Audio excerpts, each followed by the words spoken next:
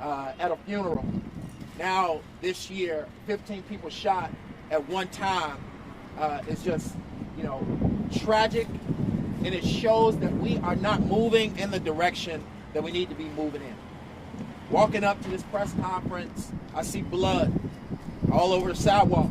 I think the city needs to do a better job of cleaning that up. But it makes me just think about the horrible scene in the videos. Let me say to the folks who are posting these videos, please be mindful of the families that are suffering during this hard time. Many of these videos were posted all over social media last night. My message to the community is that we got to understand that we are in a state of an emergency at this moment. We are going through years and years of trauma, years of not tackling the real solutions, years of folks with no hope, who have no conflict resolution skills, who are literally settling their beefs with weapons, and is ending in tragic situations like these. A message to the leadership and to the mayor and to the superintendent: we have to really get to a real intentional plan, intentional solutions on how we're going to tackle crime. Obviously, we know it's not with police. Superintendent David Brown, at his press conference earlier today, said that we know nothing. We know that you know nothing. Why? It's because you never know anything.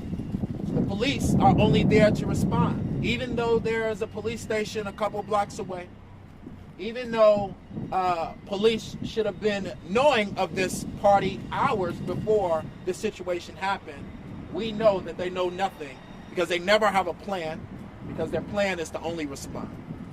The reality of the situation is the mayor got to understand that there are problems deeper than policing that we must address in these communities. When we talk about mental health, when we talk about conflict resolution, when we talk about the access to guns, we got to save the next generation of young people and prevent them from going in these directions. And that means that we need to have in our schools mental health professionals. That means we need to start to create classrooms or forums or seminars where students can talk about their living experiences each and every day and have that outlet. We got to do more to really tackle the problems that young people are facing, because if we don't, they're going to grow up in these neighborhoods without disinvestment, with disinvestment, and grow up in these neighborhoods without hope and not have the conflict resolution skills that they need, and get in situations where they're beefing over petty reasons, and it ends tragically. We have to do more.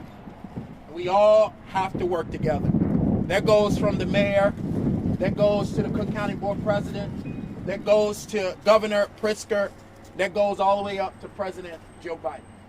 If we do not tackle violence like we're tackling this COVID crisis, we speak about it's been the main thing for the past year. We've allocated trillions of dollars because of COVID-19.